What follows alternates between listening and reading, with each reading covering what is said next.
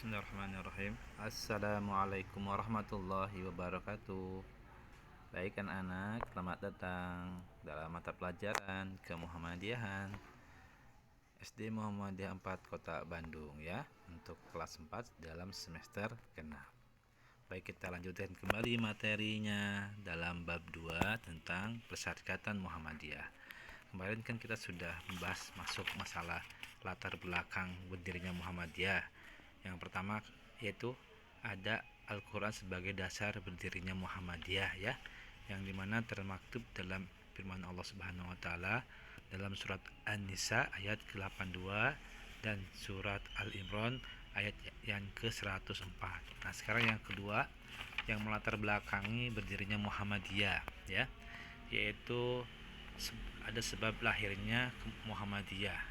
Jadi ada sebabnya. Jadi Muhammadiyah lahir bukan tanpa sebab ya anak-anak, akan tetapi memiliki latar belakang yang sangat dekat dengan kebutuhan dan kondisi masyarakat Islam pada masa itu.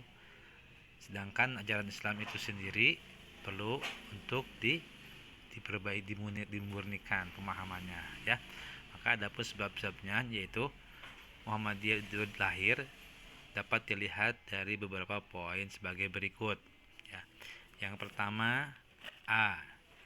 Sikap prihatin dari Kiai Haji Ahmad Dahlan terhadap umat Islam yang belum sepenuhnya memegang teguh tuntunan Al-Quran dan Sunnah Nabi Muhammad Sallallahu Alaihi Wasallam. Saking artinya apa? Karena pendidikan Islam di sana masih jarang dan metodenya pun masih langka dan masih primitif, sehingga sangat susah sekali untuk berkembang, sehingga pemahaman ajaran Islam masih belum dapat disebar waktu itu. Seperti sekarang, pendidikan Islam hanya terselenggara oleh yang sudah masuk dalam kurikulum pemerintah, apalagi lebih diperkuat kalau di lembaga organisasi keislaman seperti di Muhammadiyah ini. Selain belajar al-Islam, kita belajar juga tentang historis Muhammadiyah, tentunya belajar Islam juga dalam rangka mengenai tentang sejarahnya Muhammadiyah ya. Nah, itu sehingga karena keilmuan dan kaum muslimin belum teguh memegang Al-Quran dan Sunnah Nabi, maka Kiai Dahlan membentuk perkumpulan yang dinamakan dengan Muhammadiyah ya, yang artinya pengikut Nabi Muhammad Sallallahu Alaihi Wasallam. Yaitu sebab yang pertama, karena keprihatinan Kiai Haji Ahmad Dahlan ya. Yang kedua, yang B ya, banyaknya umat Islam yang akidahnya rusak karena melakukan perbuatan syirik, bid'ah dan khurafat ya. Nah, ini sering dikenal dengan istilah penyakit TBC ya. Khurafat itu jadi C, syirik, bid'ah dan khurafatnya. Jadi di antara perbuatan tersebut antara lain ya, masih banyak percaya dengan hitungan weton. Nah, hitungan Jawa atau hitung-hitungan yang nggak ada dasarnya. Seseorang jika akan menikah, contohnya percaya pada benda-benda keramat, contoh keris, batu aki, kinci dan lain sebagainya. Apalagi kalau musim mencari nomor memasang nomor ya, itu seringkali praktik-praktik dilakukan kesyirikan di masyarakat kita.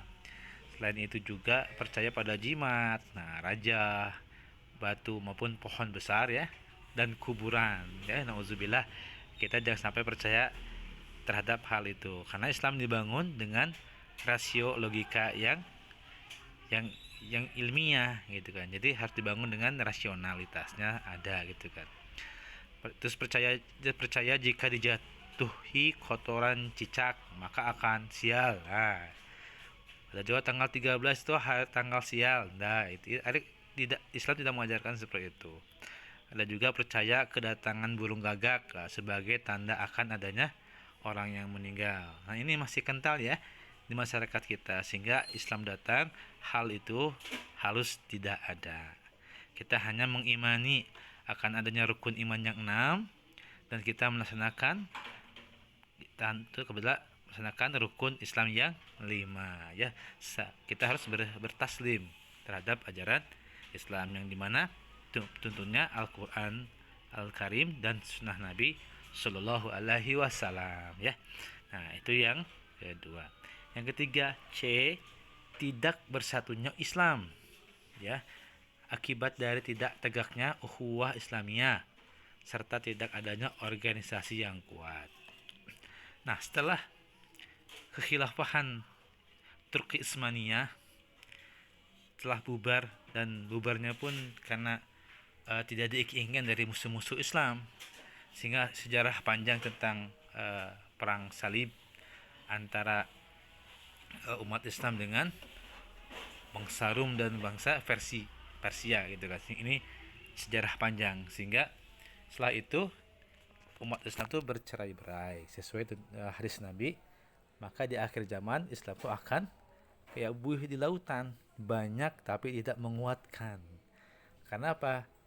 Unsur ukhuwah Islamiyah sudah pudar, yang dimana terbentuknya ukhuwah Islamiyah akan mengakibatkan sebuah organisasi yang kuat dan sebuah kekuatan politik yang kuat. Nah ini motivasi Kiai Ahmad Dahlan. Ini harus dibangun kembali, sehingga Islam pernah masa kejayaannya ya, ketika para nabi, para sahabat dan tabi'ut tabi'in. Ini ingin mengembalikan kejayaan itu dengan ikhtiar. Jadi Kiai Ahmad Dahlan itu tidak menunggu walaupun ada hadis tentang kebangkitan umat, tetapi berikhtiar untuk merelasikan hadis tersebut. Nah ini salah satunya karakter seorang tajdid, karakter seorang pendakwah dan harokah penggerak. Nah ini salah satunya kekhawatiran Kiai Ahmad Dahlan tentang persatuan umat Islam ini, tentang ukhuwah Islamiyah. Maka Kiai Ahmad Dahlan melahirkan perkumpulan yang namanya Muhammadiyah kembali ya. Yang keempatnya D, kegagalan dari sebagian lembaga-lembaga pendidikan Islam dalam membina kader-kader Islam karena tidak lagi dapat memenuhi tuntutan zaman. Nah ini yang terjadi saat ini, ketika ada ustadz, ada santri, wah ini santri buduk, ada istilah begitu, atau tidak melek teknologi gitu kan. Tetapi tidak kebablasan juga ketika kader Islam sudah menguasai ilmu teknologi. Contohnya menguasai handphone. Saat ini kita belajar dengan gadget, dan manfaatkanlah gadget itu dengan manfaat yang benar. Gunakan yang benar, jangan dimanfaatkan ke yang salah ya, atau kemaksiatan. Karena banyak terjadi ke arah sana. Itu salah satunya kenapa makanya Muhammadiyah konstan di awal berdirinya adalah mendirikan pendidikan lembaga-lembaga pendidikan ya, dan seperti sekolah dan panti asuhan yang sifatnya sosial, sehingga untuk memperkuat kaum duafa dengan sekolah-sekolah didirikan oleh Muhammadiyah. Maka Muhammadiyah dengan gerakan mendirikan panti asuhan, gerakan sosialnya, gerakan pendidikannya, membuka sekolah-sekolah, maka Muhammadiyah, maka Dahlan membentuk perkumpulan yang namanya Muhammadiyah.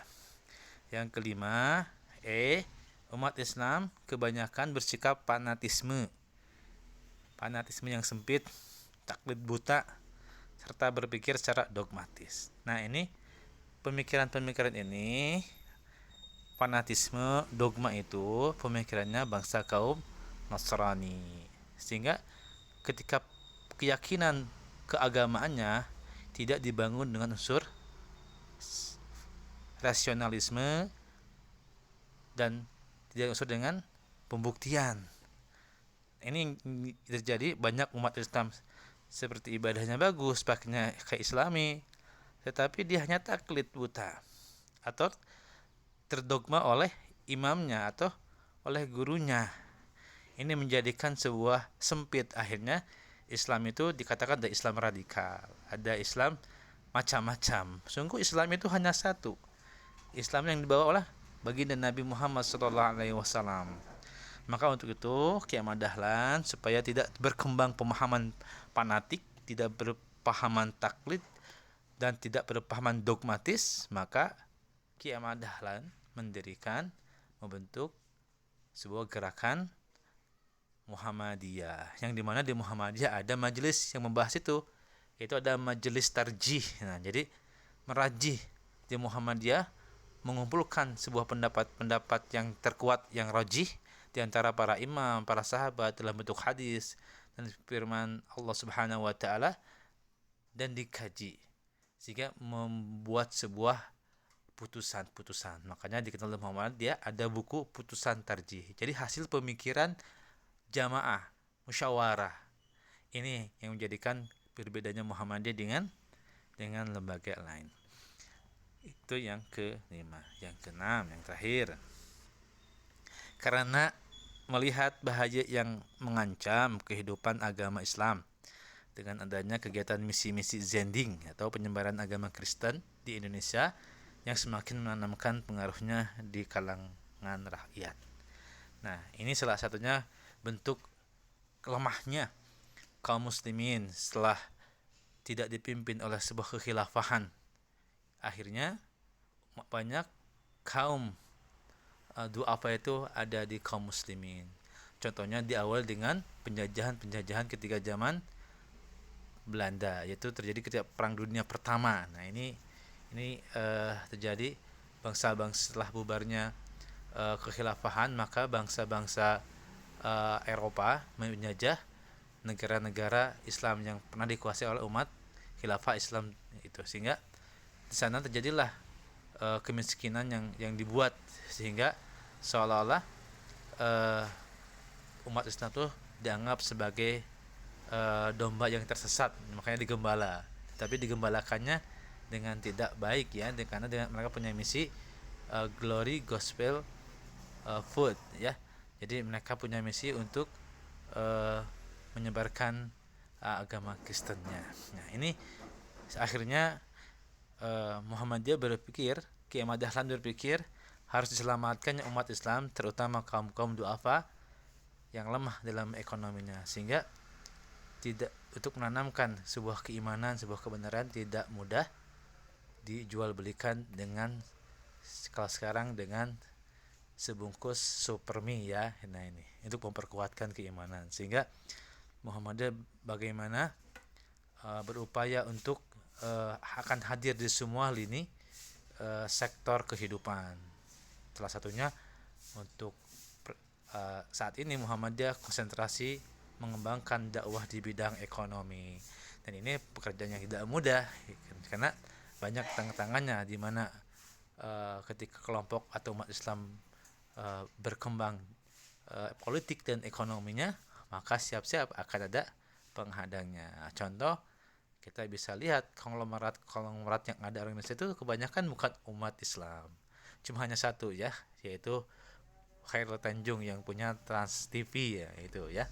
Nah, mungkin itu sebab lahirnya Muhammadiyah. Ki Ahmad Dahlan memiliki alasan dan sebab, dan ini seharusnya tertanam kepada kita semua, bagaimana sebagai kader Muhammadiyah yang belajar di sekolah Muhammadiyah untuk senantiasa harus memahami keadaan-keadaan yang terkini. Baik, mungkin materinya cukup sekian, silakan. Mungkin kita tutup materi dengan alhamdulillah bersama-sama. Alhamdulillahirabbil alamin. Akhirul kalam, nasrun minallahi wa fatun qarib. Wassalamualaikum warahmatullahi wabarakatuh.